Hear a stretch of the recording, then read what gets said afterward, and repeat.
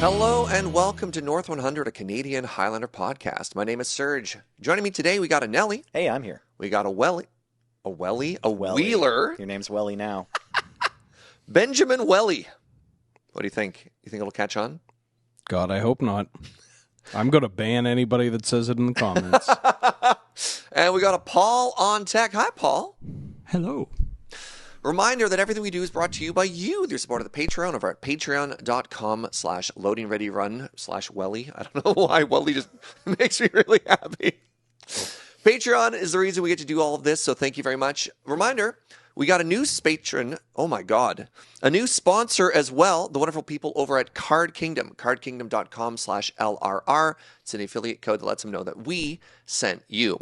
Now that all of my flubs are out of the way and I'm going to be flawless for the rest of the day, welcome to our Edge of Eternities set review. A reminder that our set reviews are not exhaustive. We do not talk about every single card in the set, just the ones that we think are relevant or we think you'll want to talk about, and we want to get ahead of that.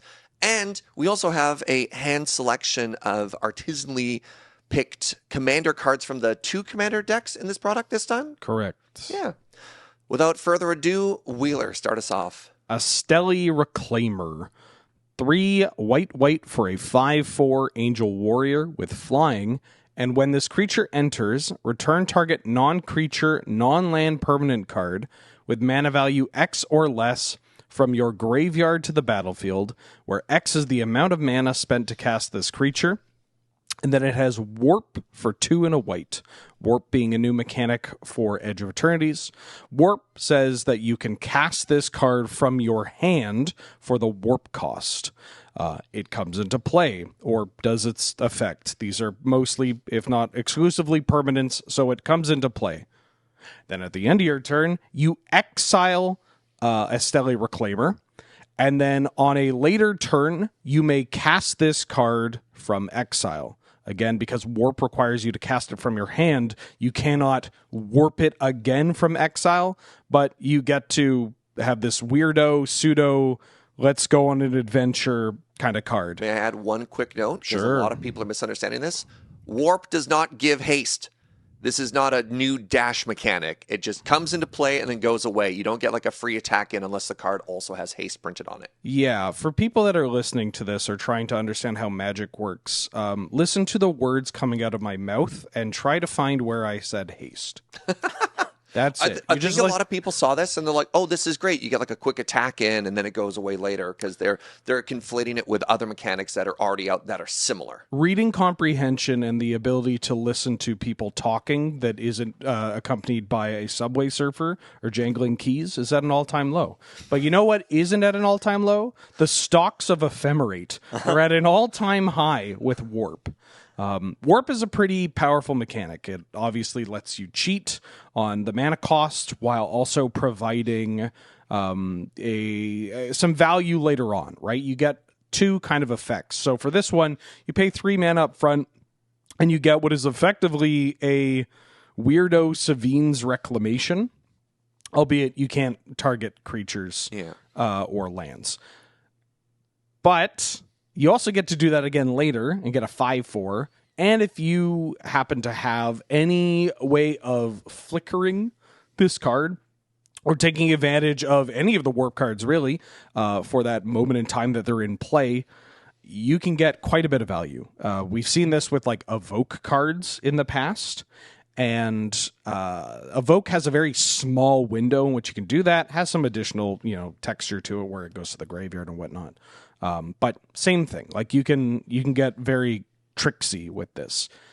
This is a big body, so you don't get the second ability if you do evoke it, or sorry, not evoke it, ephemerate it, or whatever. Right. But you do get a 5/4 flyer that has brought back something. The restriction on this card is that they don't let you have fun. Yeah, I was going to ask, what are you bringing back? Because I think a lot of people were excited that this was a Karmic Guide, right? Like, oh, look, it's another Reanimate Angel, or it's a Sun Titan. And you're like, no, the non-creature part is actually huge. Put an Animate Dead in your graveyard. Yeah.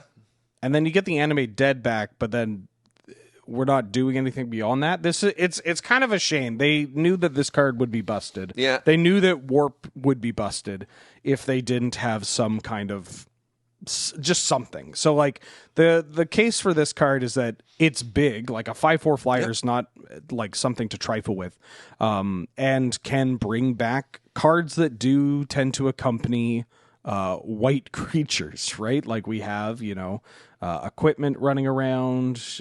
You can have other like baubles or I might try this in Recurring Nightmare. enchantments. Right? If you got any type of like self-mill or graveyard fill, surveils, for example, right? Yeah. You got hits. Yeah, they were very safe with this. So I like what's going on with this card, but I imagine it needs a very specific home.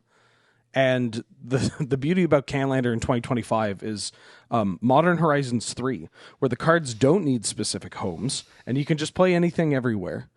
And so maybe that pushes this card out. All right. But Warp's cool. Warp is cool. Warp is cool. All right, Nelly. Let's talk about Cosmogrand Zenith. 2 and a white for a 2/4 human soldier with, whenever you cast your second spell each turn, choose one. Either create 2 1/1 white human soldier creature tokens, or put a +1/+1 counter on each creature you control. So both of these abilities are fairly powerful. And this card costs 3 mana and comes with 2/4 stats. It's not Bolt, it's not Caracas. Yeah, it's not legendary. So huge. Yes, not a legendary creature with kind of a legendary level of power it brings to the table. Now, I just want to read the text box for you again slowly. Whenever you, just you, cast your second spell each turn. So you can double spell on your opponent's turn when you're Jeskaiing the Brainstorm into the Force of Will. But you can't get, 4 triggers a turn cycle because it doesn't care if your opponent casts 2 spells a turn. I imagine with people playing Corey Steelcutter, like the dominance that card is seen in Magic just in every format right now, I'm pretty sure people get how this works, but it is worth bringing back up, right?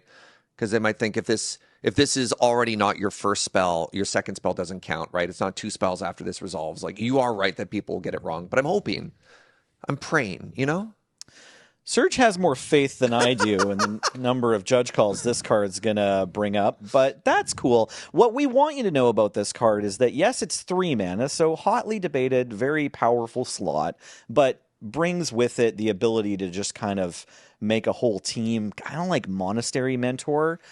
It's different from Monastery Mentor in that these spells can be creatures instead. And of course, it's different in what the tokens do, what the effect is, how the card gels with other cards that you already want to play and kind of Jeskai Go Wide or Green-White Little Kid. There's different applications, but I think we probably generally agree that this is like on the same level of power for your 2 and a white creature that matters. It's different from Mentor because you can untap with it. Yeah. It doesn't just die on their turn. It dodges so much This card removal. is cracked. This card is like unbelievable. powerful. I could see this as a Death and Taxes card because it's a human that makes other humans. Yep. That also buffs your team. I could see this in a Brainstorm deck. I can see. I think this is going to be close to being a auto include in any white base creature deck. I think it's that powerful. Sure. I think it's very flexible. I think it's very flexible. I think it fits in a lot of strategies. It's flexible, And Ellie. with the increasingly how much faster the format is getting, I think you just have access to more cheap spells, so your ability to double spell consistently is quite high. Like this followed by a Mox, or this followed by anything, even the turn it comes down. Double spelling in our format is a sign of you getting to play the game. You casting 2 spells on your own turn used to be like a good feeling, and these days is more like a requirement. Yeah. If you've double spelled, it's not necessary that you're winning the game just because you cast 2 spells in a turn, but it is a sign that you were playing the game. Yeah, you don't really want to be the deck that only casts 1 spell every turn for the entirety of the game. Not in 2025. That's not great. You can't do that anymore. Yeah. All right. Powerful card. Next up, we have Halia, Guided by Light. This is a 3 mana, 3/3 legendary human soldier for 2 and a white, ancient 2 mana. Whenever Halia or another creature or artifact you control enters, gain a life. At the beginning of your end step, draw a card if you've gained 3 or more life this turn, and it also has the ability to warp for 1 mana. So if you want to get it into play, dump your hand for a bunch of creatures or artifacts coming into play, gain that 3 life, draw a card, and have it pop out. You're cooking. I like this. I actually like this card in food. Food gives you the ability to gain 3 life. It has a lot of tokens that are coming into play. The downside to that is that deck does not need another 3-drop legendary creature, but I digress. I think another shoe-in for this would be Ruin Your Evening style deck. Just another, what do you call this? Soul Sister? Soul Warden. Soul Warden, Soul Sister? It's a gaffer. Gaffer. It is a gaffer. The ability to gain 3 life, draw a card. It took a Soul Warden and a gaffer and mushed them together. Yeah, it's pretty great. I like that a lot. I don't know if I necessarily like it in a lot of other archetypes. 3 is hotly contested, as we mentioned. It being a human is good. It being a legend makes it a little bit awkward. And I really don't know what you're doing with that warp. Beating their Caracas. I mean, you're warping it out, and then Maybe drawing a card? But what turn? I don't know. You're warping it out so that you can cast a second spell for your Cosmic Grand. Yeah, I mean, that's valid. cheap. The thing is, you still get the card if you warp. Like, here's the play pattern when they have Caracas. You warp for 1 white, you play another creature, they decide whether or not they want a Caracas with your second creature on the stack. If they do, maybe you have the extra mana to warp it again, because Caracas puts the card into your warp zone. Right? Like, when it's in your hand, you can warp it. Yeah. So then at end of turn... What's in your warp zone is very funny. And I was like, Thank you. Then at end of turn, you've gained 3 life now because you're this deck. And they can choose whether they want to tap their Caracas before the beginning of your end step, in which case it's still your main phase, so you can warp it again. And then at the end of turn, you'll still have gained 3 life. And they're only tapping their Caracas typically once per turn. So the warp clause on Halia does give it a bit of flexibility against one of the 2 most common answers to this It's card. just really annoying. I do feel like we can't call the hand the warp zone, though, even though you warp from the hand, because I bet you they're going to have a token that's like the adventure zone, but for the warp zone. You know what I mean? But you are so right. I just want you to say. You mean exile? Officer Fun Police, I am doing my best. I'm obeying orders. I do hate the on the adventure zone. It's in exile. It is just in exile. It's just in exile. It's just in exile. Yeah. But I'm also the guy, I love not putting my imprinted card under my Chrome Mox. Sure. Or the creature under the Oblivion Ring. It's like, no, that's in exile. Yeah, Put it over that's there. valid. Yeah. I know. I'm sorry, Nelly. You're so right. But I just want to get ahead of the I want to get ahead of the comments. You're okay. I Let just them mean roast me, not you. if they put a card back in your hand, that means you can warp it again. No, please take that away. I like that a lot. All right, Wheeler. Hard Light Containment. 1 white for an enchantment aura. Enchant artifact you control. When this aura enters, exile target creature and opponent controls until this aura leaves the battlefield. An enchanted permanent has Ward 1. This card is somewhat reminiscent of Chain to the Rocks or On Thin Ice, other 1-mana auras that attach to a permanent type that's a little weird for what it's doing. And then you get some powerful effect. The enchanted permanent has Ward 1 is a nice little addition. Just because artifacts are a little more vulnerable than mountains or snowlands. This is a powerful effect. Yeah. It's a little awkward because like a picky eating child, typically you keep your artifacts and your enchantments on the different sides of the plate and you don't want them to touch. Occasionally they can touch, but usually it's not for something like this. It's for... I have one of those kids that just mixes everything together and then eats soup out of every hell meal. yeah. All right, I like that style. But both are good. Both both picky children are loved. So I do want to mention that Sheltered by Ghosts is probably one of the most powerful cards that the Sanctum Stompy archetype has received in a while. And getting more cheap aura-based removal is so important to take that deck to the next level because you get to cantrip, you get to keep that momentum. Your Sarah Sanctum's tapping for more mana. Your Setessan Champion is getting a little bit thicker. Right. This one, as you it's just already hard. mentioned, is so hard to cast. It's just hard to find an artifact. I mean, there's a chance that this card is just fine to play in like a Jeskai or a Blue-White X kind of artifact deck. You can Enlighten Tutor for this, which is kind of nice. But it's, I don't know, white has artifact-based removal with like Duskrose Reliquary, Portable Hole, the stupid Sawblade trap card from LCI. I'm so surprised you put that in the deck the other day. So was I. Yeah, you already have options for that. So it's a powerful effect, but it is one that is more like this card. I mean, it makes sense. It screams standard, right? Sure. It's also just like it's in a category of cards that's similar to the other ones we mentioned, like Chain to the Rocks. Chain to the Rocks still does show up in 2025 from time to time. Occasionally. Yeah, occasionally. It's just these cards fit in a very narrow, very specific deck, and in those decks, they're fine. Yeah. But they're not like, rush to get your copy of this because you need it in every white deck. Yeah. Not at all. All right, Nelly. And now, let's talk about Honored Knight Captain. 1 and a white for a 1/1 human advisor knight with, when this creature enters, create a 1/1 white human soldier creature token. And 4 white, and sacrifice this creature. Search your library for an equipment card, put it onto the battlefield, then shuffle. Okay, so there's a couple things going on here. We've got another recruits, whatever that... Resolute Reinforcements, thank you. It doesn't have flash, but it is a human advisor knight, so both a human and a knight. We're watching you knights. For 2 bodies, for 2 mana, which we still play regularly, all the time in token strategies, various white XX or white X token strategies, and getting one more option for one of those, because it does sometimes matter. These decks do find themselves wanting to have creatures that make a token, because these decks often, even if they're not leaning heavily on the graveyard, still like getting to play a pre-war Formal Wear or one of these other effects like the Esteli Reclaimer we saw earlier. Oftentimes there's a few of these effects that sneak their way into the token strategy because they still bring creatures with value or creatures that bring another creature to the table and widen the number of cards they can play. So having one more Resolute Reinforcement is good. And then the second thing is this Stoneforge Mystic-esque ability that's on this card. So 6 mana is too much. Like, that's not what we're usually looking to do ever, is pay 6 for anything in Canadian Highlander. But this does put it on the battlefield, so you can still cheat on mana a little bit if you're getting Cauldra. And then it's kind of fair if you're getting... I don't know. If you're in that wild like, Naya equipment free equips deck we talked about last time, like you go get Argentum Armor and it's fair. I just like, this gets me my skull clamp for like Aristoclats. Yeah. Oh my God. Are you after the okay? boards, What is after the happening boards today? You had a stressful morning. I did have a stressful morning. Full disclosure to the audience, I poured a glass of water into my PC and had kind of a breakdown today so far.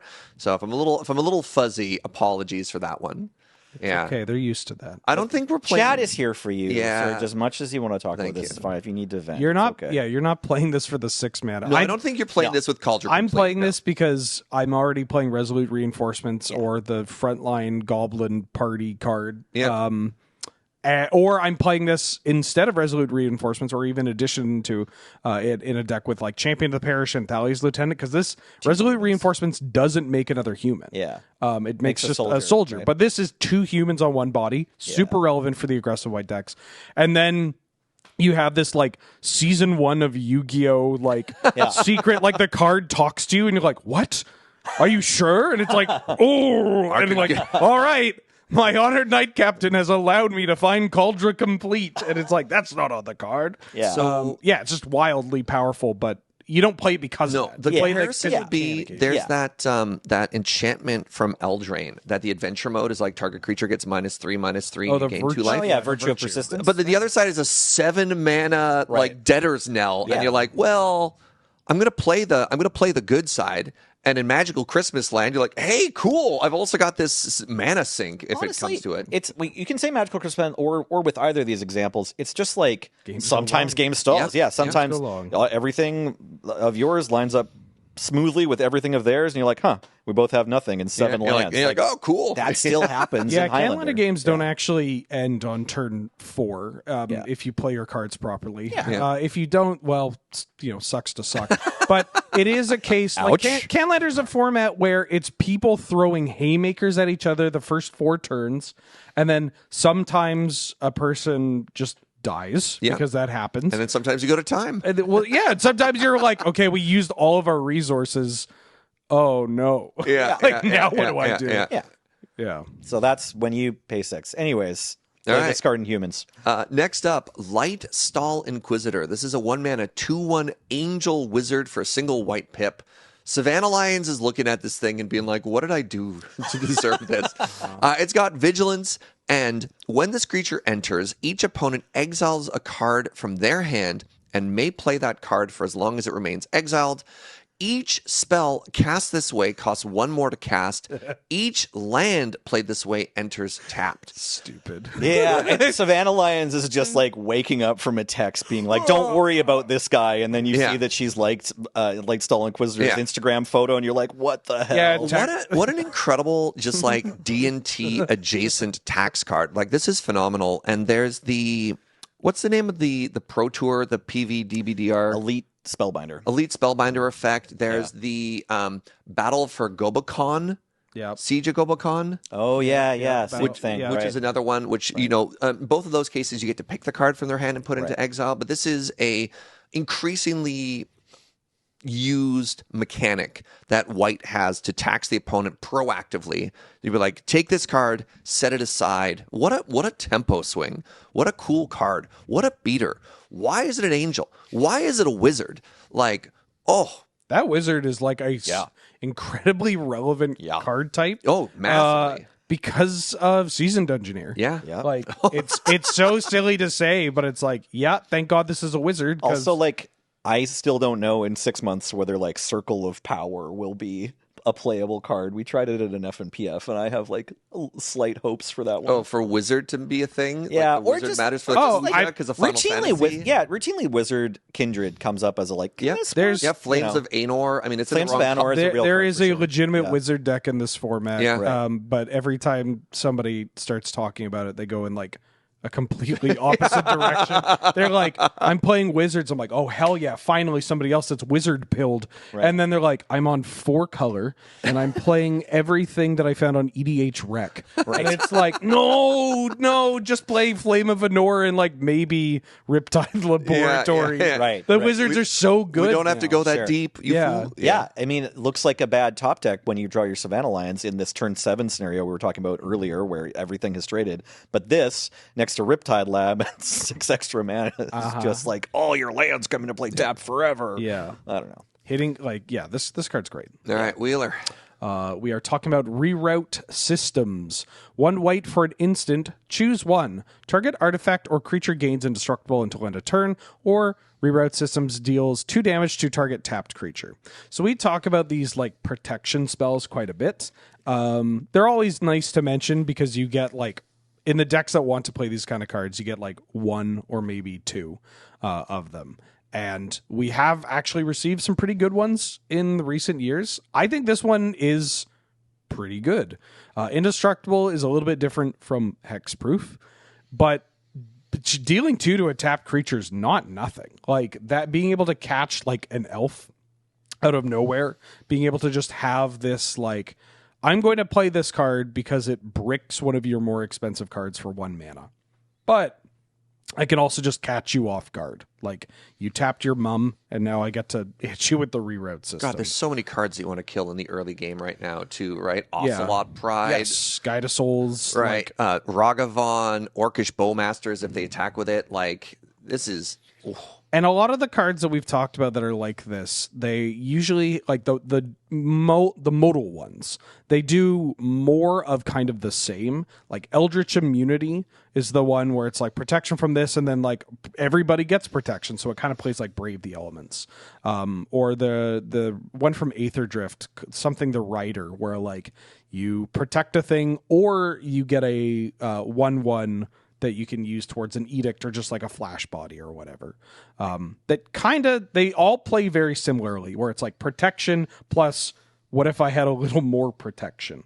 This one is like protect my thing or to hell with your birds. Like it's not even attacking creature or anything. Like it's not that Razor Grass ambush. It's tapped creature. So I could see this card having some, not widespread play. This isn't like every white deck is immediately sleeving this up.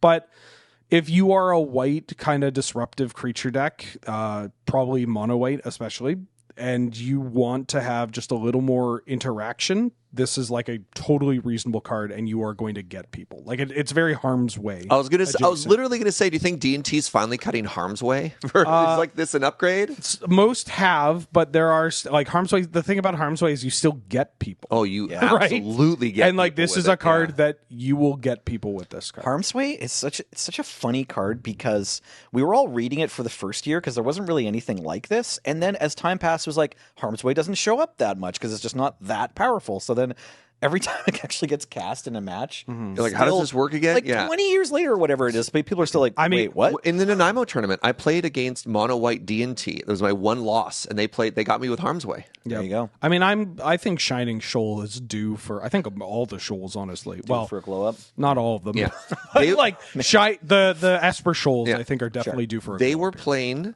Razorgrass Ambush. They were playing Brave the Elements. They had it all. They had it all. Yep. All right. All right, Nelly. Let's now talk about Seam Rip. 1 white mana for an enchantment with, when this enchantment enters, exile target non-land permanent an opponent controls with mana value 2 or less until this enchantment leaves the battlefield. Okay, so we already mentioned the Dusk Rose Reliquary earlier. I believe Portable Hole is pretty much an exact mirror to this, except it's an artifact. So once again, we have an enchantment. So for those of you who need a Portable Hole in your Sanctum decks, here you go. If you, for some reason, are loading up on or just trying to reduce the curve of your white deck, now you have another 1 white mana of this conditional removal spell. That's all I got to say about this. There are like it's playable. White blue kind of control decks that will play a Portable Hole just because it's a 1 mana deal with your thing. And being an enchantment is a little bit of a improvement in the sense that there are more cards in our format that will purely hate artifacts, but enchantments often get a pass, or the enchantment destruction is usually tagged onto artifact or enchantment. Right, like a Braid is more common than or like Brotherhood's End. A Braid, Brotherhood's End, exactly. Suplex, Ember Shieldbreaker, Generous Plunderer, whatever the card's called. A bunch of stuff. So like as just a little side grade, slightly up, tiny bit up. Next up, Starfield Shepherd. This is a 5 mana 3/2 angel for 3 white. It has flying. And when this creature enters, search your library for a basic plains card or a creature card with mana value 1 or less. Reveal it and put it into your hand, then shuffle. Or you can warp this for 1 and a white. What a huge hit there. The only downside is it's basic plains card, other than like Tithe. I know. It's quite small. It's the best basic land. So yeah, am I right, guys? Yeah, this is very strong, especially after Modern Horizons came out and gave us some of the most powerful pushed 1-drops ever. Yeah. So we mentioned earlier, Ocelot Pride, Mother of Runes, Giver of Runes. If you're splashing other colors, it hits Ragavan. It gets Tameo. Guide of Souls. It gets Guide of Souls. Walking Ballista. This has a unbelievable amount of hits, and the cost of inclusion is a creature, which is pretty cool. And as we mentioned before, with Warp, we're going to say this for a lot of the cards. If you have the ability to ephemerate this, this with ephemerate is unbelievable. Yep. 2 tutors and a 3/2 for 3 mana. That's pretty good.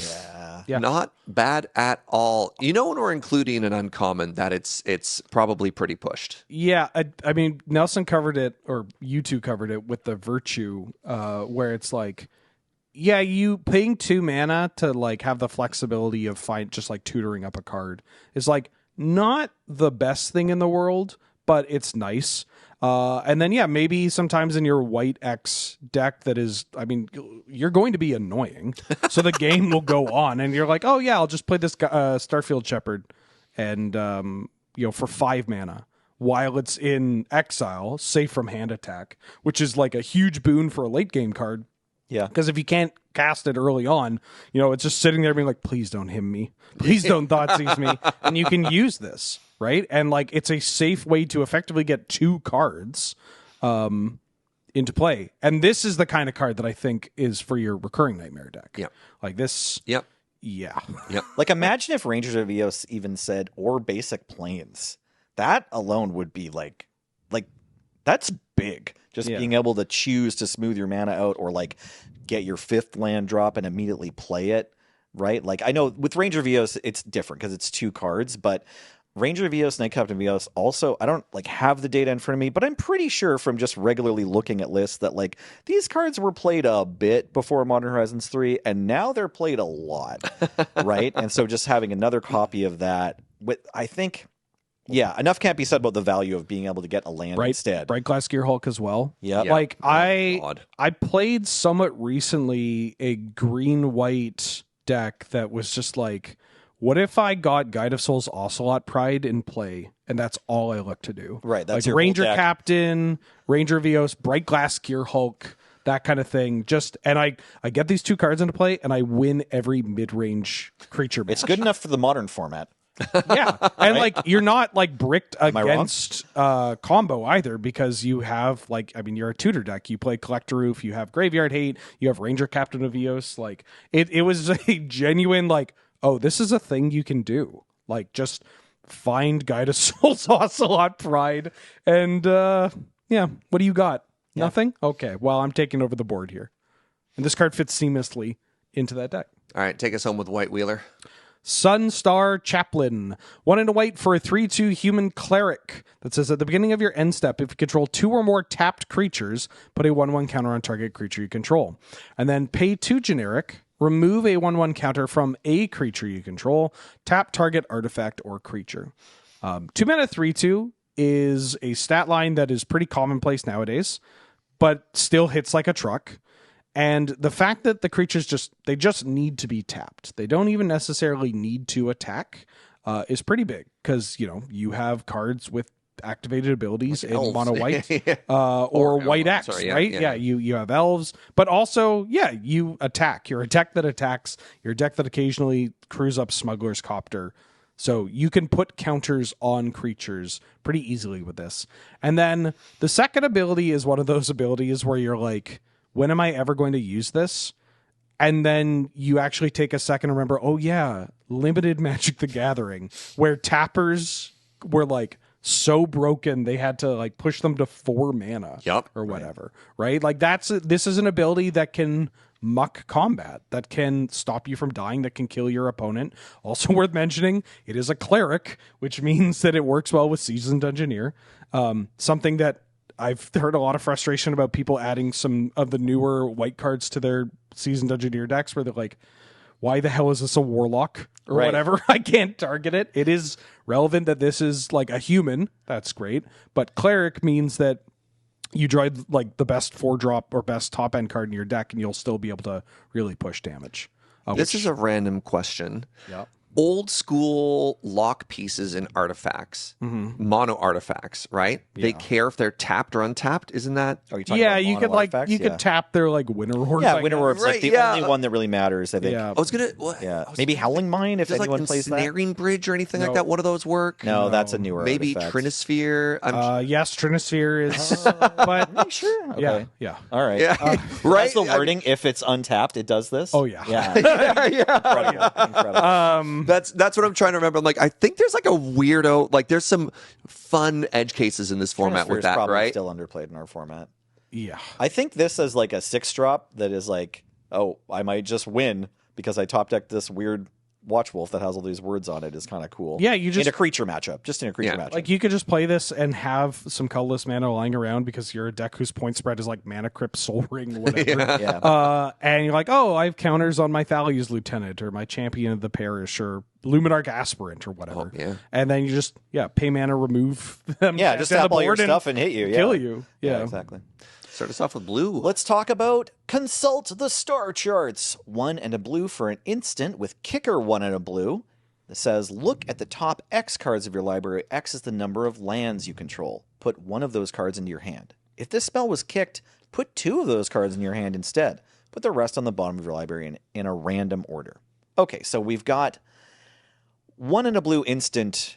Draw a card, but you look at the top X cards where X number of lands you control. So, this card works in any deck that wants to have options of dumping its mana to refill at end of turn. It doesn't have, flashback. It's not going to take the place of a card that's, getting you extra value throughout the game. But it does look deeper and deeper. Like it scries harder and harder throughout the game. And you get 2 cards if you don't have 4 mana. You have to spend it all in one shot with Kicker as opposed to Flashback. I know we like our Flashback draw spells in our like Boomer control decks. Is this the best Impulse they've ever printed? It might be, Serge. What? Well, as an Impulse. Impulse is 2 mana. Yeah, look at at the 5 top 4. cards. No, I know. Top 4. Yeah. I know. Okay, all right. I don't right. think this card's good. You don't think it's good? You don't think it's good? I think I don't think it's good. Because you want your draw spells in the early game? I think that if you want Impulse, you're better off playing actual Impulse. If you want a version of this card that finds more cards, you have Stock Up. And if you're a combo deck, you have Pillage the Bog, where that just sees so many more cards. Do you think it's like I know people are gonna try stuff like this always in like big blue-white Boomer control, which is like like Blue Moon or whatever. Yeah, or Blue Moon. It's like sort of fringe archetypes now at the current state of the meta. But I also think it might have some value in like the controlliest version of Team Returns, which is kind of at least 1.5 tier, I think. Yeah, I mean, Scape Shift, I maybe? agree with you in general. Like, there's not a lot of room for this kind of effect in our format, but this one's interesting. It has an interesting amount of power, where it does scale as the game goes on without having to put more mana. maybe I shouldn't say I don't think it's I don't think it's a bad card. Yeah, I was going to say, I disagree with calling this bad. I just feel like it gets pushed out by the options that we currently play because it doesn't line up like as effectively as other cards, right? Sure. And like also you only get so many slots for this type of card. Yeah. And the examples I give, and I don't think that's pushing them out in those places. No, the cantrip suite is already pretty tight. It's like this is card number 7, maybe. Yeah, right? like Scape Shift, I think is a great example. Right. It's like maybe in Scape right? Shift you can try. Scape Shift, maybe. Yeah. I mean, maybe this is just fine in Jeskai, but like, I don't know. Have you cast Stock Up? All right. It's unbelievable. You know what? I It's actually one less mana than this. I didn't get that with all the Aether Drift that we cracked. I know they were in the office. And I also don't own Stock Up. I've never cast Stock Up. I had to buy my Stock Up. We all slept on Stock Nobody Up. got us. Did we throw them out before we figured out it was playable? Our Aether Drift product was just the same. Like the print run was the exact same. There's no way. This is an uncommon. And we got none Stock Ups. Brutal. Buddy, I bought a Stock Up from Yellow Jacket Comics and would not have thrown out a copy. I don't think we threw it out. Yeah, it's baffling we to me. didn't open a Stock Up. That's so wild. Mythic Uncommon. Yeah. Sorry to cut you off on that. I was just like, thanks for putting Stock Up, Paul. Yeah. All right, shall we move on? Yes, please. Okay, next up we have the Cryogen Relic. This is a 2-mana artifact for 1 and a blue.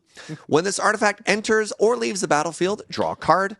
1 and a blue, sack this artifact, put a stun counter on up to 1 target tapped creature. If you're a deck that likes to play artifact cards and likes to draw cards when artifacts enter and leave the battlefield, congratulations, you've got a new one. This is not an egg because it doesn't produce mana. Technically, it's a nut. This would be a nut, yeah. Iker Wellspring waking up in the morning looking at a picture honestly, on Instagram that she told you not to worry about. This is really good. Like, Iker Wellspring is, like, very powerful. It's like actually a card that we still talk about, even though... Yeah, it shows up in decks. Yeah. You know. The blue pip is a little iffy, but, like, we'll figure it out. Yeah. But more and more, the actual, like... more and more the idea that these artifact decks have a million colorless mana and that colored pips are terrifying is like not actually how it plays out, but also if you had to pick another color that artifact decks are going to have a million mana of, it's going to be blue. It's going to be blue. Yep. All right, I'll tell you what. Since you basically covered that one, I want the next one anyways. Okay. So I'm going to throw to myself. Emissary Escort. Yeah, go ahead. Well, it was my good. Look, I'm not skipping Nelly here. I'm just skipping Wheeler. This card's sick. The Emissary Escort is a 2-mana 0/4 artifact creature robot soldier for 1 and a blue.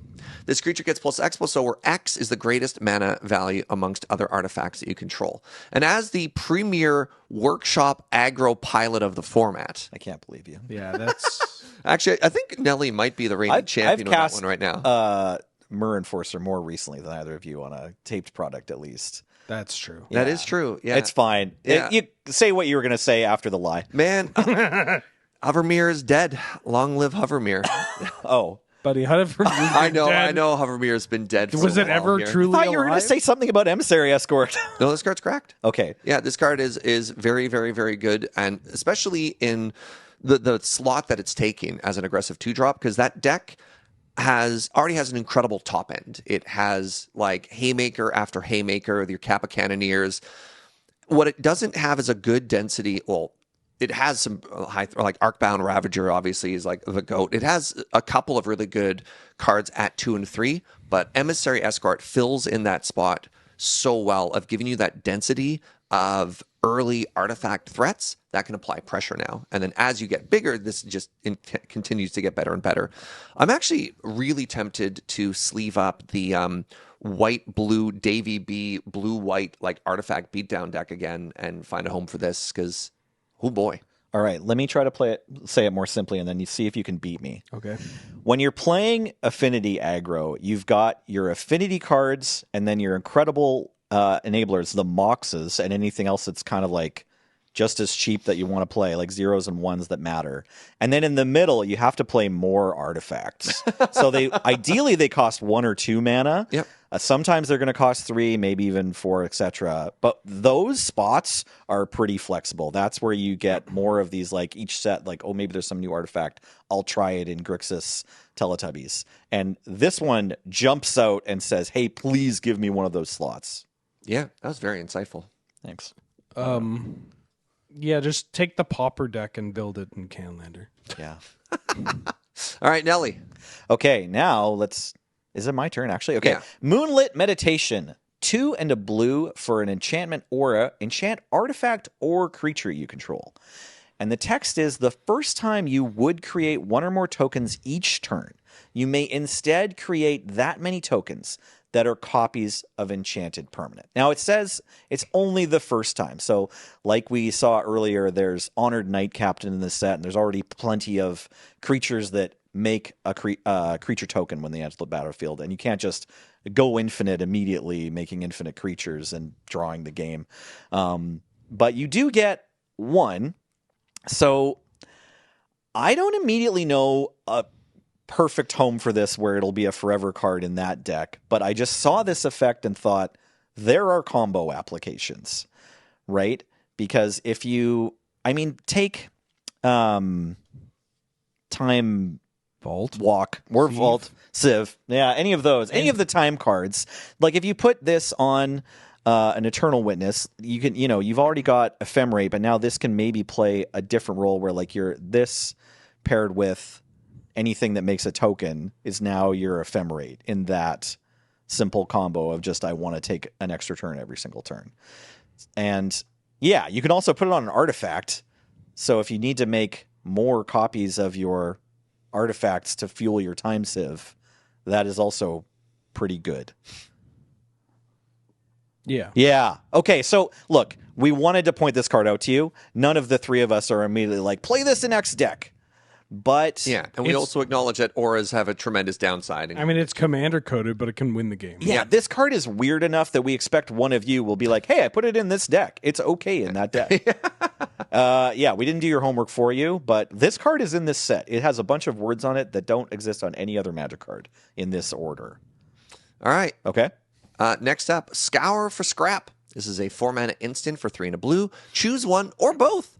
Search your library for an artifact card. Reveal it, put it into your hand, and then shuffle. Or return return target artifact card from your graveyard to your hand. They made Fabricate an instant, which is unreal. Yeah. And it also has more words that are just better. This is absolutely unreal. Tezzeret, Agent of Bolus licking his Speak lips. for yourself, buddy. They made Reconstruction. Yeah. I mean, this offers all of the flexibility that artifact decks would want, and the ability to play in the gap of the instant window when you're trying to get through counter magic. So it's pretty cool. This card's really Pretty cool. I think this card's going to be pretty good in Time Vault. Play your Time Vault, they blow it up, then go get your key and get your Time Vault back. Or just Academy decks in general, right? Yeah. Like if you are a big blue deck, you're very, very happy to see this card. Yeah. Yep. Pretty good with Black Lotus.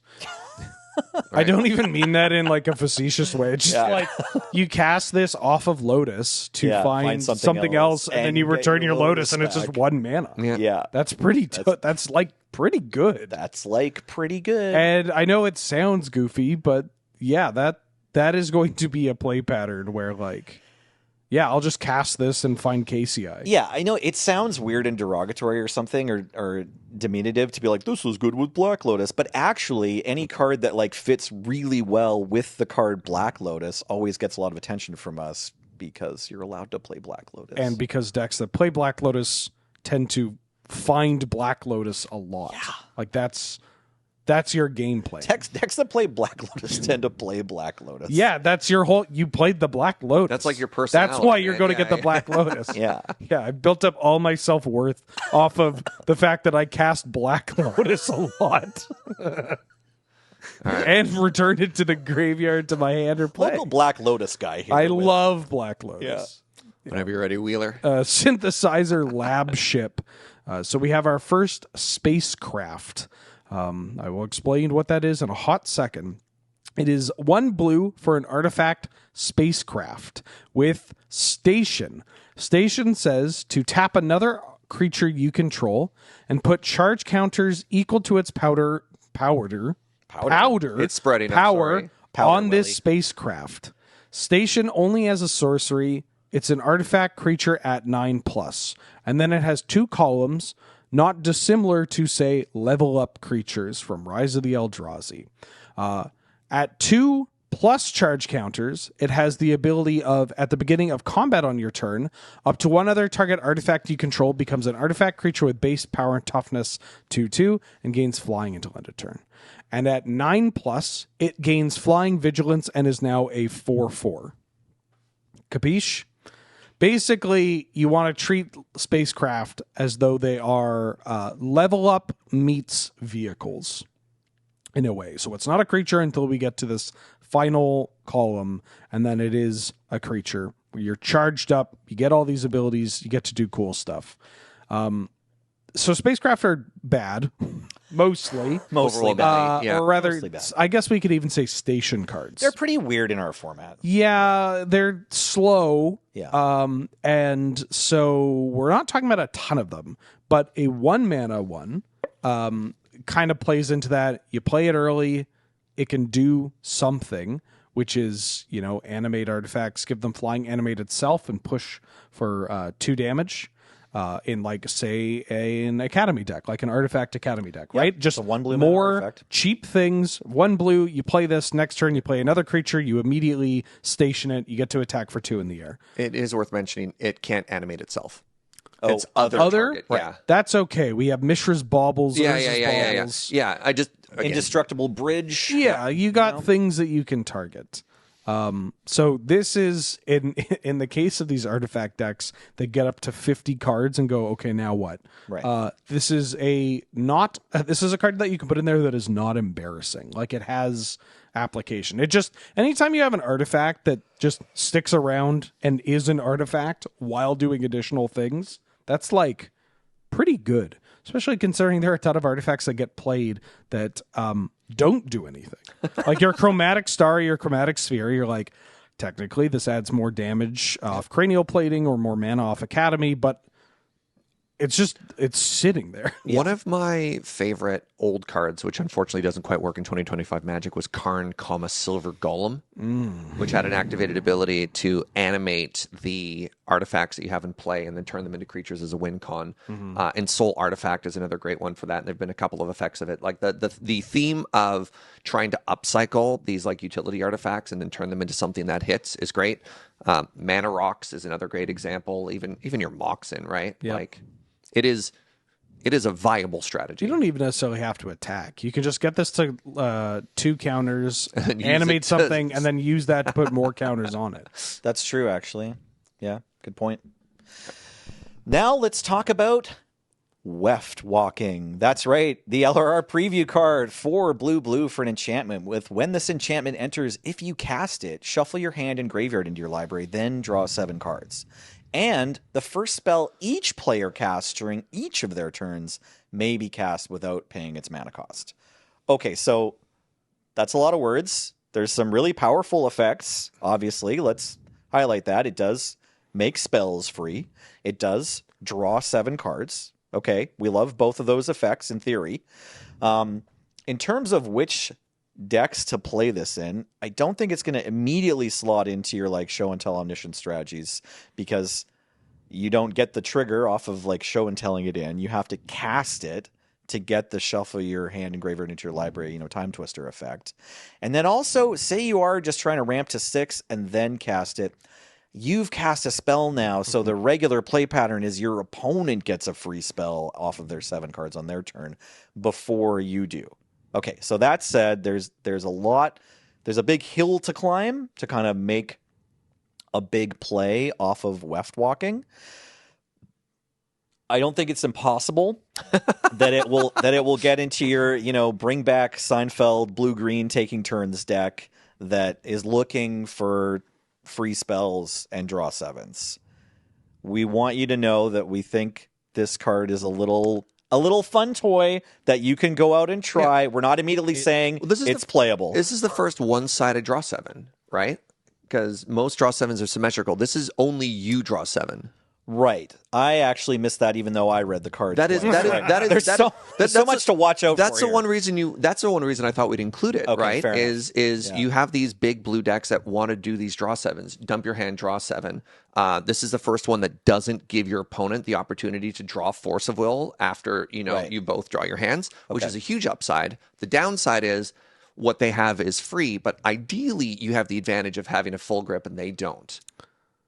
But it's also just draw your Force of Will. It's still very threatening. After they've played all their cards, and then now you both have Omniscience in play for one turn, but that's cool. Or for one card. So draw 7s are in a really weird spot in the format, and on one hand, you don't like giving your opponent a full grip because cards are so cheap, and there are a lot of free spells, and there are multiple Force of Wills running around. Yeah. But the fact that they don't draw 7 is actually kind of a downside for some of the decks that look to force their opponent to draw 7 for your Bowmaster, your Hullbreacher, your Shieldred. Sure. So that is it. In some cases, you're like, cool, but also the decks that are playing a lot of draw 7s don't get that avenue of attack. Sure. It is a draw 7 that you can Enlighten Tutor for. Memory Jar is not a proper draw 7. That's there's a lot of issues with Memory Jar, with like tucking things into exile and all that. It's a whole episode. It's in its own kind of category. Yeah. So being an Enlightened Tutorable draw 7 is not nothing. As well as like the most exciting thing about this to me is that it stays in play, which means that you can then bounce it back to your hand and replay it. And so while you continue to shuffle your hand in your library, you get this draw 7 that just chills. So actually where I want to play this is Enchantress and combo it with Meticulous Excavation, which is like a one mana white mana for Mother's War. Or does it return it to your hand? Oh my goodness. So you just get to keep casting. I was thinking of that card, but I thought it was a flicker effect. No. That's way cooler. Yeah. Yeah. So there are some cool ways to actually kill with this in Meticulous Excavation. But there are other cards that you can play that just like this being a permanent is relevant. Cool. Right? Like that second line of text, if you're playing with this card, air quotes, properly, should not actually, it doesn't matter. Sure. It's the fact that it shuffles your graveyard and it sticks into play while not actually putting itself into the graveyard, or more importantly, not getting exiled, a la like Time Spiral or whatnot. Yeah, yeah. So it's expensive. It's a little wonky. It has a niche, but like, I don't know, if a year from now nobody's playing this, that makes sense. Yeah. Goodbye, attunement. We're not trying to put the whole weight of the show under the power of this card. Yeah. All right, let's move on to black cards, and the first one is Arch Enemy's Charm. Black, much like the we're getting a cycle out of these now. Mm-hmm. So we had blue first, and then recently green, and now black. And there isn't a red or a white one yet, correct? Not yet. All right, choose one from the 3 following modes. Exile target creature or planeswalker. Return 1 or 2 target creatures and or planeswalker cards from your graveyard to your hand, or put 2 +1/+1 counters on target creature you control. It gains lifelink until end of turn. This is great. This card, it does basically everything you want your black deck to do. It kills a creature or planeswalker. The or planeswalker is huge. It gives you card advantage because you can use one card to return 2 cards, like one creature or one planeswalker or some combination, which is kind of cool. Or just lets you push damage. +1/+1 counters and lifelink. Huge. It's going to be restricted probably to like mono black aggro decks, but so it goes. You can play it in mid-range or big black decks, I think, because it's a draw too. So it actually fights a bit of the Wretched Confluence space in like large black because it's cheaper. Sure. Still kills a creature. And I'm probably the person who's cast that spell the most in Canadian I Highlander. will not fight you for that. Yeah, exactly. Premier Wretched Confluence pile. You're often just looking for a draw too. Like if you don't immediately need to like get card advantage by killing creatures or like stay alive by killing creatures, you're just kind of looking for a draw too, and this still does that. Could you potentially get 3 cards? Could you get 2 creatures and a planeswalker? 1 or 2 target creature and or planeswalker cards. Like You only I get think 2. I think you get 1 or 2 cards. Yeah. But please, judges, No, correct me if you can. no, that's is this correct. draw You 4? only get 2. Yeah, You you only get up to 2. Yes. It could be one One or creature 2. or one planeswalker or 2 creatures or 2 You planeswalkers. get 2 cards. Yes. Or one or the other. Yeah, Yes. perfect. All right. Wheeler. Solid, Yes. solid include. I'm happy with it. I want to give this the Sure. seal of you are playable. Hymn of the Faller. 1 and a black for a sorcery. Surveil 1, then you draw a card and lose 1 life. And it has Void. Void says, if a non-land permanent left the battlefield this turn, or a spell was warped, this turn you draw another card. So Void is similar-ish to Revolt, but also you can warp something and then cast this and get the reap the So, benefits. notable difference between Revolt. Revolt is only your board Yeah. and counts lands. Void is any board. Right. That doesn't I'm count. just saying that it You are correct. in that way. Yeah. Yeah. So Surveil 1, draw 1, lose 1, 2 mana. I was really hoping Nelson would get to talk about this card. But they're like the black pilots that want this kind of effect are going to be probably pretty happy about this kind of effect. Brother, Ish. I've seen you talk about that terrible blue black. We're not playing Sign and Blood anymore. Black Pilots Rejoice? Oh, No, you would play this in Serge, addition to I Sign. can't even look at you right now. Yeah, You still can't- love Sign and Blood? You think this is replacing Sign and Blood? No, you I play need it to kill. alongside. I need to kill drawing Surge it's with Sign and Blood potentially more drawing often. you 2 cards. I mean, you kill Sign their and Blood draws you 2 cards. That's what I'm saying. you kill their thing. I guess and then you're you using draw Sign and Blood to kill your opponent. That's Yeah, like a the whole chef's point. kiss. Yeah, exactly. All right, I apologize. You kill their thing, and then you play this card, and you draw 2 cards. Right. You get to draw 2 cards after surveilling 1, right? Yeah, it's just draw another card. It's not Correct. surveil 1, draw, Yeah. surveil 1, Yeah. draw. So, yeah, the upside on this card is like 1 less life than a Night's Whisperer, Sign of Blood on yourself. Same mana, or easy to cast, and, you're surveilling 1 as well, which is good. I'm just not immediately, like, super enthusiastic about this because I want to draw 2. Yeah, Yeah. you'll So get to draw 2. You'll get to draw 2, you just have to kill their thing first. But sometimes on Or turn 2... I don't know, do something, flip your top.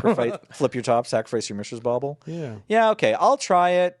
Okay, I'm not. This isn't the black card I'm the most excited about, and there are a Sorry. bunch of good black cards. in this Boy, I set. guess we should have put a Wretched Confluence on the screen. All right, well then tell Can us we about put the next Wretched one then. Confluence in the scene? I'm happy to talk about that All right, card. Nelly. Caesarian Voidborn is a pretty. Nope. Sunset Saboteur. Nope. Yeah. Yes. Sunset Saboteur is a pretty cool card. 1 and a black for a 4/1 human rogue with menace and ward. Discard a card. And whenever this creature attacks, put a +1/+1 counter on target creature an opponent controls. This is so Nelly coded. Yeah, it's pretty Nelly coded. So it's got a ton of power, no toughness, but it has menace and ward. So it has a couple potential applications. One of them, the most obvious will get out ahead, is if they don't have a creature in play. If you're able to spend enough of Just your kill all their creatures. Warhead. enough of your slots in your deck construction where you're removing their stuff really regularly, this cracks in for 4.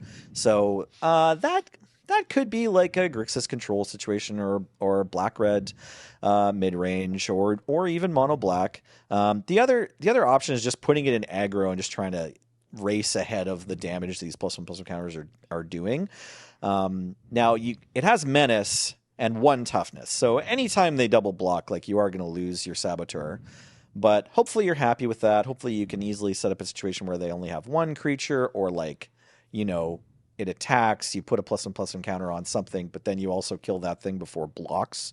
Like, that's a pretty cool play pattern where you can kind of mitigate the drawback. Obviously, it's a 2-for-1 anytime they want to really kill it, so that's great. Like, we love a Graveyard Trespasser, right? It's pretty much the same exact ward, right? Ward. You're right. Same ward. Yes, Same you are ward. right. Same I ward. just don't like. I hate Graveyard Trespasser. You hate Graveyard Trespasser? I think it's good. I just hate the card. Oh, the day-night is like the worst ability that's ever been introduced. I believe. Magic the Yeah. Gathering. Yeah. Right, that's true, but the card is powerful. The card's powerful. Like, I'm looking, I would like for them to keep printing effects in a similar vein as Graveyard Trespasser until we're like, Graveyard Trespasser's not playable anymore. Like, that would be that would be a gift to the format. Exactly. So we don't have to do day night. And Emperor of Bones pushed us towards that, and they keep dropping that. That'll be great. But yeah, this card, it's fine. It's All right. aggressive. It's powerful. It's gonna kill you sometimes. It does have 4 power and menace for 2 mana. Yep. That can't be ignored. All right, next up, Sisurian Voidborn. This is a 3-mana 2/2 vampire soldier for 2 and a black. Whenever this creature or another creature or artifact you control dies, target opponent loses 1 life and you gain 1 life, and you can also warp this for 1. They've finally done it. They've combined a Blood Artist with a Disciple of the Vaults. Oh. Right? I want, is that Warhammer 40,000? Yeah, this isn't the this same isn't thing, the first too? time this has happened. Yeah, Oh, they really? did that already. Okay. But you're right still. Yeah. It's a powerful effect. Yeah. I do like what Wheeler was talking about before, the ability to use warp to hide your crucial card, right? Like, sometimes against aristocrats, the easiest thing to do is just to kill their Blood Artists.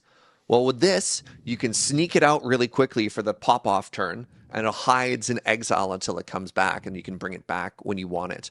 Other than that, I mean, there's a lot of 3-mana Blood Artist effects already that exist. I think we're at like 10 now or something like that. Like, there's a lot of them. The added bonus of creature or artifact is really cool and exciting, and apparently not as unique as I thought it was. Much like 4-mana clones. This card's good. Yeah. I mean, yes, I agree.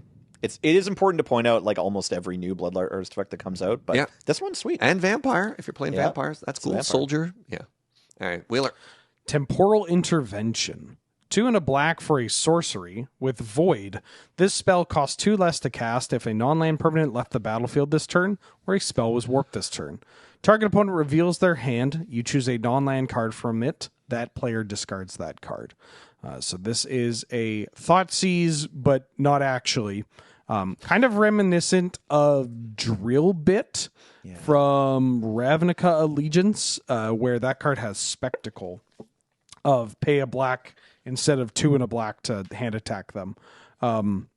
Which Drill Bit does see some play. Like, it sees occasional play in Rakdos midrange, which has gotten very, very popular. Yep. And black-green, the black-green, the Black Mold? Oh, no. well, More like the kind of. Delirium-ish one. Just like the black-green aggressive decks that have to decide, like, am I playing 4 drops or am I maxing out on hand attack? Sure. Right. The ones that max out on hand attack occasionally play it. The play pattern of this that is a little bit better than Drill Bit is that if you Drill Bit, you need to, like, hit them and then look at their hand, which is a little awkward. That can be, obviously you want to make sure the coast is clear before you're committing your attacks, or you get more information up front before you make big decisions, because you only get 1 attack step per turn, etc. And so if you are able to reliably get Void active on this card's pretty good. Like, if you have just a bunch of little dorks that die, or things that you want to target your opponent, like that you want to blow up on their end. I mentioned this with a Rakdos deck if they really want to max out on hand attack, because that's also a deck that plays a lot of cards that make blood tokens. Yeah, I use Treasure Token to cast. Pointing out a blood. You feel like a genius, Yeah, right? Blood Token is a really good, really regularly played one, right? Yeah, and so and also worth mentioning that the Rakdos deck is one of those decks where you have a lot of points in decision points in which how you want to build your deck. Do you want to have more creature removal? Do you want to have max out on moons and mana denial? Do you want to play more cards for the combo matchup? And I think this is a totally reasonable inclusion if you are looking to muck combo a little bit more. Right. Yep. Nelly. Timeline color is a black 2/2 creature Drix Warlock. I think it's the first time we've seen a Drix. They appear to be some sort of humanoid. It has haste, and you may cast this card from your graveyard using its warp ability, and it has warp 1 black and pay 2 life. So, new Bloodghast, Gravecrawler, recursive black creature just dropped. It's nice that's an uncommon because all of us aggro black Skullclamp enjoyers are going to want to grab one. There's no real condition. It's just if it's in your graveyard, you can warp it for a black and pay 2 life. So that means it'll come out. This one has haste. Warp doesn't normally give you haste, but this card always has haste. So then it can attack. And then if it doesn't die that turn, it'll go to exile, and then you can cast it again the following turn for black. So, yeah. Attack your opponent with little black creatures. I don't know. This one I feel like is good. I like this one. So exactly that strategy. do we want to? Yeah. I don't want to play anything that isn't mono black aggro. Sure. Yeah. There is drama around this card, and I want to get into it just ahead of the comments, which is very funny. There's drama around this card. Drix Specifically, the reminder text for this warp includes the fact that you can cast it from your graveyard. And some people are, I will call it splitting hairs and saying that the reminder text for this could now lead people to misunderstand how warp works, because this one lets you warp from your graveyard and no other one does. People on the internet are big mad specifically about this reminder text, because apparently every other reminder text ever has only ever explained how the mechanic works in a vacuum, not specifically to the card. You know, you both made the same sign noise that I did. I believe I made a jerking off. Okay. Great. I for whatever reason, I thought somebody might bring that up, and I wanted to bring it up. There are so many things in the world that you can get upset at. And while you can be upset at multiple things at a time, I don't know. Maybe I'm too employed to get bad at this. Like, it's just, who cares? All right. Kendall played Magic for the first time that she played Magic was with this crew that included someone who had a Midnight Banshee, and then was like, it's the text on Midnight Banshee right after the word wither, and so then that player thought that every creature with wither made every non-black creature get a -1/-1 counter at the beginning of their upkeep, and then that was how their playgroup played for like one summer, and that was pretty bad. There are people that tap Llanowar Elves and find a forest. That's right. Yeah. People are going to be I hadn't heard that one. Reading comprehension is tough. It's all right. I'm glad we talked about this. The last black card we're going to talk about is Umbral Caller Zealot. This is a 2-mana 3/2 human cleric for 1 and a black. Sacrifice another creature or artifact to surveil 1. This is really cool because 2 things. 1, it doesn't have a mana cost associated with it. And 2, it doesn't require it to tap. So what we have printed for a very long time, basically since Strixhaven, I want to say, is a free sack outlet. Wasn't there one in Ixalan? Has there been one more recently? They do clamp down on these. It's very rare. Free sack outlets are they're quite uncommon these days. I thought the last one was the Woe Strider. No, LCI had Bartolome. Thank you. Right, it did have Bartolome. Aether Drift had Zahur. Okay. But Zahur is once per turn. This is another artifact or creature that isn't a legendary. It's not a 1-drop. Yeah. That's the thing. This is a huge upgrade for aristocrats. Surveil is great when your deck is filled to the brim with crap. Yeah. And or ways to interact with your graveyard. Yeah, right? exactly. Yeah. So previously we had Scry one off the Surveil, which was the vampire. Yeah, the 1/1 vampire for 1. What was its name? Viscera Seer. Thank you. Viscera Seer. Viscera Seer is like a classic on that. The other one drop was Carrion Feeder. Carrion Feeder. This is a very, very, very powerful effect for decks that are trying to sack a lot of creatures. Yeah, this card's good. Very, very cool. Very good. Welcome to red. Great. Full Bore. 1 red for an instant. Target creature you control gets +3/+2 until end of turn. That's all I needed to hear. It also says if that creature was cast for its warp cost, it also gains trample and haste until end of turn. There may be some red warp creature where occasionally this will synergize and do something, and you'll be happy. Brings your timeline color trample. Great, sure. I just saw 1 red +3/+2, and I play this in the decks that play brute force. Yeah. That's it. I love pump spells. They kill people. Gruul. People talk about how Barrowgoyf has ruined my red deck. It's like, well, what if you cast Berserk? What if you cast Full Bore? Honestly, that mouse deck from Bloomburrow, it didn't hit Highlander as hard as it hit Standard, but it hit Highlander. I mean, I still want to build that. I just don't. It's a good deck. Gruul Prowess, Gruul, Boros Heroic, whatever you want to call it. It's what Trenton wins Monday nights with when he's not interested in, when he lost the previous week. I mean, Trenton can win a Monday night with a ham sandwich. Yeah. This deck's good. You just, target your cards with pump spells and their life total goes down. Yep. All right. Caveron Harrier, or should I say Cavuron? No, this is a robot, but we saw a Cavu pictured in the previous card, Full Bore, and the Cavus are back. Spoiler, I thought maybe this was one. Caveron Harrier, 1 red for a 2/1 artifact creature robot soldier with, whenever this creature attacks, you may pay 2 generic. If you do, create a 2/2 colorless robot artifact creature token that's tapped and attacking. Yikes. Sacrifice that token at end of combat. Okay, so red... artifact attack creature 2/1 for 1, make additional token. This thing has a lot going on that's basically just did you want to play a Savannah Alliance? Here's another one with more words on it. Also, it's an artifact for decks that are I want to play artifacts and I want to have something to cast that's an artifact and isn't a Hovermere Enforcer. I like this in it does all those things. In the Daretti Goblin Goblin Welder? Goblin Welder style decks because you get an extra body to sack. You sack it at the end of combat? Yeah, I guess you Welder... can use some of those at instant speed. Yeah, right? Welder doesn't say only a sorcery, so you could be paying 2 to Wheeler's make a looking token. at me like I'm a madman. Yeah. I think those two I think Wheeler's thinking those two strategies are very diverged. Those are very different. They're very diverged. That what do doesn't you mean like this isn't playable. I like paying a red mana for a card with 2 power that attacks. Yeah. That also I can then pay additional mana to push damage without actually expending resources. Yeah, that's valid. Yeah. Yeah. I think it just goes in the versions of red deck wins that are I want all the 2 power. If I have this on turn 1, it has 2 power. If I draw this later, then I have mana to pump in to push 4 damage. Does this work in maybe Delirium because of card types? Yeah, you can play it in very the aggro Delirium, red-green Delirium. Yeah, you can play maybe? it in the aggro Delirium deck with the Beastie, the 1 mana 3/3 and friends, the Tree Folk. Yeah. All right, next up, Nova Hellkite.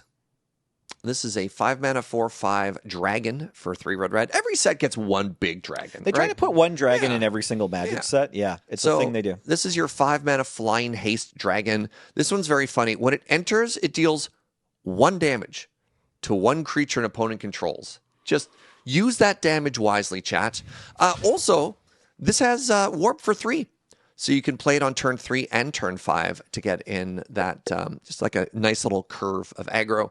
That being said, I don't even know if medium red is even playing that many haste dragons anymore. But no, but I'd play this. But this one being able to do 4 damage, technically 5 damage, 1 removal spell at 3, or even turn 2 with Ancient Tomb is kind of huge. Use this, shoot their elf, hit them for 4, and just have it on layaway for a later turn. Yeah, this is just a Hell's Thunder in 2025. Yeah.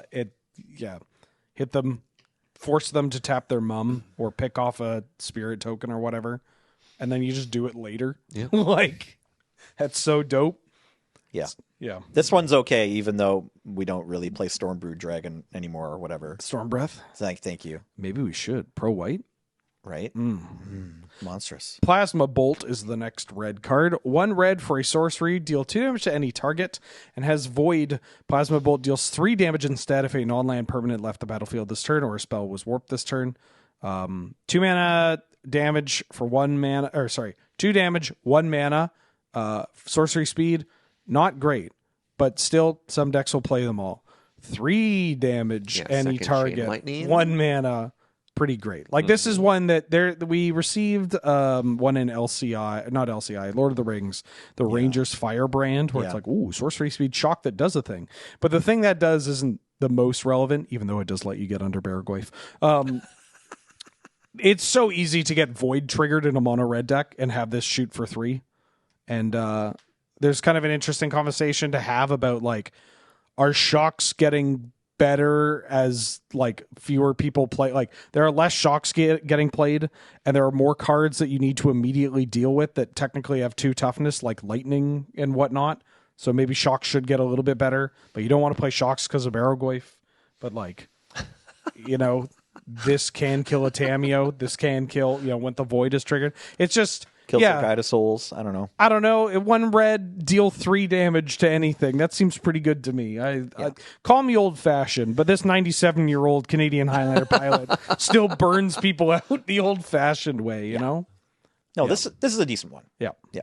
All right, Nelly. Now let's talk about Remnant Elemental. 1 and a red for a 0/4 elemental with reach and landfall. Whenever a land you control enters, this creature gets +2/+0 until end of turn. That's right, landfall is back. I'm actually so hype about And that. so is this weird plated Geopede that seems to want to block. Like, There's got 4 toughness. I know they gave it 4 toughness and reach, so they're like, look, it's a really good spider in red. And it's like, no. Yeah, plated Geopede this is is a plated 1/1. Geopede. I can't believe you guys are...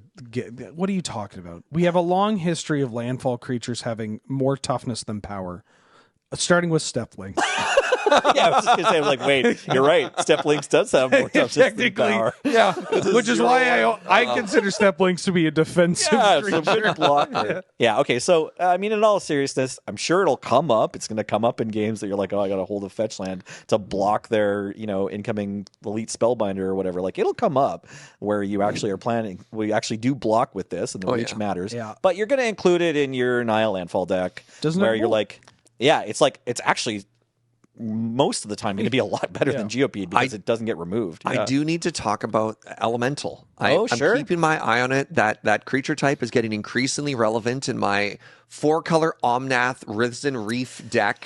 Yeah, I mean, landfall, it tends to matter in elemental strategy. Like, if you're playing Risen Reef, it's like this deck is pretty fringe, but like, There's not it enough is good what the elementals elementals yet, do, but- sort of. So I recently looked at the landfall aggro deck. Sure. Yeah. And I did had too. I played looked at it- your I had list. played it on Showdown. Yeah. On a filming, and I think I won my matches with it. It did quite well. And then I'm like, I can't wait to update it for Tifa. Yeah. And Yeah. the Chocobo. And I looked at it and I thought, what the hell is this? Like, why is my aggro deck on like Tireless Tracker and stuff? And I rebuilt it and I played some more pump spells and just like got the curve down pretty low. Played it in the last couple of weeks, and I just like, I attack you and you're at -16. Like that is a deck where genuinely getting more 1-drops and 2-drops with the landfall trigger is huge. Like, this deck, you play your pump spells alongside this. This is how you, if you're worried about Baraglyph, I keep mentioning it because it gives people like night terrors. Just play this Gruul or this Naya landfall deck, like a light white splash. You just obliterate people. Yeah. You're right. They can gain 6 life, and you can still win. It just White doesn't is- matter. White is for like Knight of the Reliquary and removal, I guess. I played Step less. I played Coder out of respect, but I don't think it was the correct call. But like, Maybe needs to get it's just like I got to play Guide of Soul Step Links. you look at the ghost and you're Ocelot like, Pride. you get a guaranteed spot in a 99. It's but I'm like not- it's like Knight of the Reliquary has to watch this deck, leave it behind, and it's like that. Knight of the Reliquary is one of my favorite cards in all of Magic, but it becomes the mascot of the It Yeah. gets to send its kids to college. Yeah. yeah, you know? that's what I'm talking about, right? Yeah, they got that. You don't want them to have that empty nest syndrome, right? Yeah, you have some cards that are like, back in my day, we had it tough, and so you need it tough. And Knight of the Reliquary is like, no, you know what? I suffered so that they can have Right. easier. I went and searched up Sajiri steps so that Yes, Tifa could run. You know, yeah. Incredible. All right, we're up to me with the Ruinous Rampage. This is a 3-mana sorcery for 1 red. Choose one. Yeah. Deal 3 damage Can't to look. each opponent or exile all artifacts with mana value 3 or less. You know what's better than 1 Brotherhood's End? Running 2 Brotherhood's End. I actually think this card is worse than Brotherhood's End because the first one at least has the decency to wrath the board. I don't know how often you want to deal 3 damage to each opponent, but if you really hate that artifact matchup, boy, do I have good news Like for you. if you're in like a red burn strategy that just has some flex slots that to put removal in, it's like this is like Yeah, 3 mana is not what you want to play for your lightning bolt to the face, but if it means you win your academy matchup, you This probably card include is it's worse than worse. It's different. Yeah. It's like Exile artifacts is huge. yes, exile is Oh my god, it's massive. so rude. And just dome you out. Sure, why not? Is there now like a weird sort of like triangle of options you can get between Brotherhood's End, this card, and the really old one that's just like 3 to the face or 3 to the creatures? What's that one called? Do you remember? Smash to smithereens? No, one red for sorcery. Slag Storm? Yeah. Slag I think that's right. Yeah, Slag yeah, Storm that is is so right. It was old. creatures or dome Creatures from or Theros, or right? Players. It might that one might hurt Mirrodin, you too. Mirrodin Besieged. Was it Mirrodin? Mirrodin Okay, okay, right. So That's it's like so funny. Yeah, thank you. Oh, the it's in Foundation. No, Foundations. I can't believe they reprinted this. Oh, wow. Foundation's got some heaters, honestly. That's wild. Each player, it's each player. All right.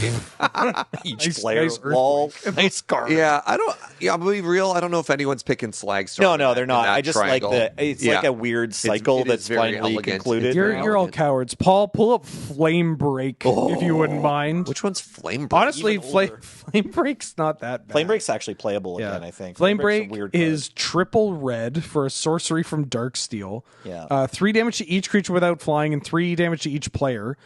Creatures dealt damage this turn can't be regenerated. Hell yeah. so no. This card still matters in Wildfire, right? No, you're all real cowards. What we're talking about here is boom bust. No. Actually, what was the split card? Rough Tumble. Rough Tumble, yeah. 2 damage to each creature without flying, or 6 damage to each creature 6 with. damage to each creature. Okay, so for some reason, this new card, Ruinous Yes, Rampage, Paul. it looks like and makes us think of a Pyroclasm effect, but it's not. It's that. not. It's a No! muck your board or go to the dome. Yeah, hit your opponent in the face or muck all the artifacts. Yeah, but cards that muck all the artifacts are pretty relevant Leave in formats with leave Black my Lotus. artifacts alone. All right, Wheeler, you're up. Rust Harvester.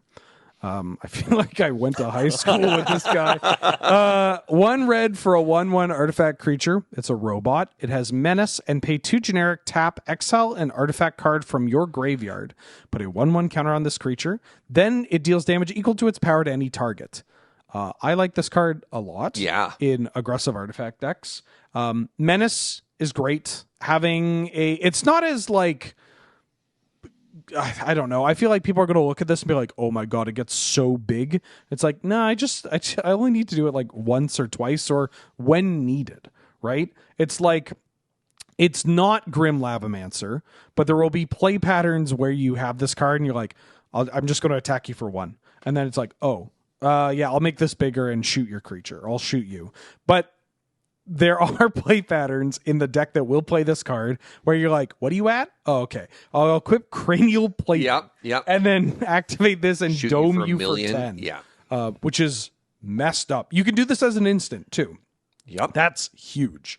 So yeah, powerful card, gets bigger, deals with threats, menace, synergizes well with the other cards you play. It's 1 mana.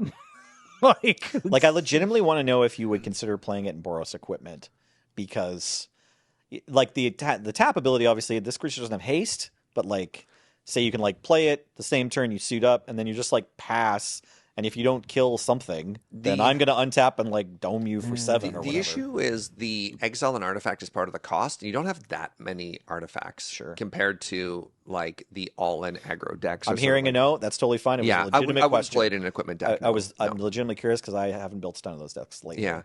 The dream of that was, oh my god, I can't even remember the name of it. There's like a 1-drop creature that has an activated ability that deal damage equal to its power, and you want to pump it to? Spike Shot Goblin or Spike Shot Elder. Spike Shot Elder. Chieftain. Sure. Chieftain? No, Elder. Elder It is is Elder. right. It's Is it Elder? Spike Shot Elder? Spike Shot Elder is, I think, what you're 3 thinking mana. about with the... Sure. Oh, it's 3 mana It's for 1, 1/1? yeah, 1 mana, 1/1. The activated ability is There it 3. is. That's what I'm talking, right? Yeah. And that's sort of the play pattern you're talking about with Rust Harvester of like, okay, am I going to try and make this bigger? And I always wanted to make this work, and it always felt either too clunky or too slow Right. for an equipment deck to work. But This that one is has menace, though, which is, like, good for equipment decks, too. Yeah, but if you're specifically the play pattern of like, I want to make this big and then maybe activate it, like Spike Shot Elder doesn't have to tap in order to use its ability. You could activate it multiple times with mana, but it just never quite felt that way. That's fair. Okay. Nelly, you're up. let's talk now instead about terminal velocity. 4 red for a sorcery with you may put an artifact or creature card from your hand onto the battlefield. That permanent gains haste. And when this permanent leaves the battlefield, it deals damage equal to its mana value to each creature. And at the beginning of your end step, sacrifice this permanent. So, yeah, this is Through the Breach. It's 1 more mana. It says artifact instead, in case you just, I don't know, want to play some, in case that matters at some point. Not sure that it does now. But, yeah, it's Through the Breach. It gives your creature haste. And then it also, like, nukes the board after you've... Sure does. Like, you put your Emrakul in, and then it kills all the other creatures, as well as your opponent. I don't know. I don't know if that second ability super matters. I think it does. Does it? Okay. Yeah, I mean, I'm gonna use like Vintage Cube as a good example. But like, you're not always putting in Emrakul. Sure. And there are spots where you're like, I should win this game. I've cast Through the Breach, and I've hit you with like a World Spine Worm or an Eldrazi or whatever, or an Atali, a Gristlebrand, and then it just doesn't. Like, Right. it's like really good. You're in a great spot, supposedly, And they're at but 4. you can lose this game. Right. This card is like, no. I am putting in the big idiot. I am hitting you for a ton. Maybe I'm drawing some cards or whatever. And I'm wrathing your board. Right. Like, I'm resetting the game. So now I'm up cards, you are down cards, you've taken the hit or whatever. It's a card that Through the Breach has the advantage of being an instant, so you can like end a turn, fire it off, and if they have a counter spell, then you untap and like sneak attack or do Right. whatever. But this one says like, hey, I don't have my best creature to put into play, but I'm still going to like really hamper you. Like, you are going to get pushed into the dirt by this card. The other advantage of this is now you have more density as well. Yeah. Yeah, Because, of course. Yeah, of course. previously there's what? Show and tell, sneak attack, Through the Breach. I want to say And that... then maybe like Ilharg or whatever. Yeah, there's a bunch of weird Right. ones. I keep looking at that Lord of the Rings...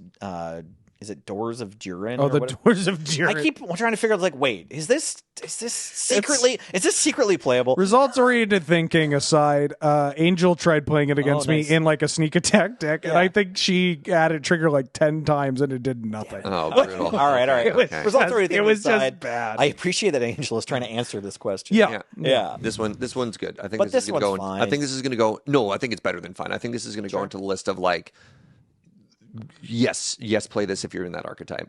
I also want to say, like, they don't normally let you put an artifact in. Yeah. So, you know, at some point in the future, when they print Artifact Omniscience or whatever, you can be like, oh, yeah, this planet. Portal to Phyrexia. Artifact Omniscience, they printed it. Oh, It's sorry. called Darksteel Monolith. Dark Steel. It's like a Monolith. I 9 forget. mana, 8 mana artifact. This is from that Mirrodin? No, it's from Commander Masters Commander. Like the Commander decks. It's, if we can get it up, Sorry. That'd be great. I haven't But read this card. Yeah, so it's like an 8 mana artifact or What's like a it called 9 again? Darksteel Monolith. I believe it's its name. It's like an 8 mana or a 9 mana artifact that is indestructible, and it says the first colorless spell you cast each turn. Once each turn, you may pay 0 rather than pay the mana cost of a colorless spell you cast from your hand. Weird. And this card sees play, tournament winning play in the show and tell, Omnitel, like puke your hand, Discord Right. like monster. So of a yeah, deck. lets you, if Interesting. you can just get to 8 or whatever, however you get this in play, then your first Eldrazi you cast each turn is Correct. 0. Or you show and tell this because they're expecting Emrakul, they're expecting something, and they're like, "Oh, I'll put in Solitude," and then you Gilded cast Drake the or whatever. Emrakul. Yeah. Or whatever. You cast your Ulamog, your Ugin, whatever. This card's a real deal Magic card. And so, like, yeah, maybe that play pattern of, like, terminal velocity, put this into play, and then cast my Emrakul. Yeah. This is kind of cool. Yeah. There we go. Yeah, this card's great. Cool. Okay. All right, the last card we're going to talk about today is Weapons Manufacturing. This is a 2-mana enchantment for 1 and a red. Whenever a non-token artifact you control enters, create a colorless artifact token named Munitions with. When this token leaves the battlefield, it deals 2 damage to any target. I love this. I saw this and my first thought was, oh my god, my Arcbound Ravager is going to be so happy. Yep. Because this works great in a deck. I mean, it doesn't work with food, because obviously it says non-token artifacts. So treasures, food, all that stuff, all those tokens, it's not as busted as you want. But if you're playing a high density of cheap artifacts and your goal is to kill your opponent through combat damage, this is absolutely incredible. absolutely, absolutely incredible. And the fact that it makes more artifacts just makes that synergy, that strategy even more powerful. And then you sack them all and they die. 3 words. Krark Clan Ironworks. Yeah. Eggs, I have good news for everybody. Eggs is good again. Just because of this? Well, no, before this. Eggs so yeah, bad. I played some eggs. All I needed to do, cut the draw 7s, get down to 3 colors. And then when I found out that cutting the draw What are the 3 7s, colors? I'm on Bant. But here's the thing. After playing the Bant version, I'm like, oh my God, I could just be on black. I could be on like Esper, or I could be on Sultai splashing white. And then I'm like, oh my God, there's also a version of this. This one is always stuck around though, that is like eggs adjacent. I called it yolks on the shag, which every time, this is the reaction we get every time Nelson laughs and Serge looks confused. It's like a KCI Song of Creation like combo deck. Can be like an Underworld Breach combo deck too.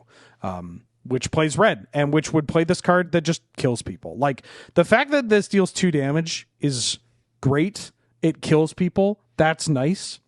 But also the fact that every artifact now with KCI generates an additional 2 mana Oh my God, is yeah. huge. Yeah. And you don't have to go infinite. It's Yeah, just, I have to do this 10 times. This is an even better Saheeli sort of thought, right? Yeah, this can get out of hand. It's very funny that we try to keep ourselves from talking about a card that isn't the Magic card we're looking at. Like we're usually like, what if it was a better version? It was 1 cheaper, had 1 more toughness, or it had instant speed, or whatever. You know, we like add all the like benefits the card could have had that didn't.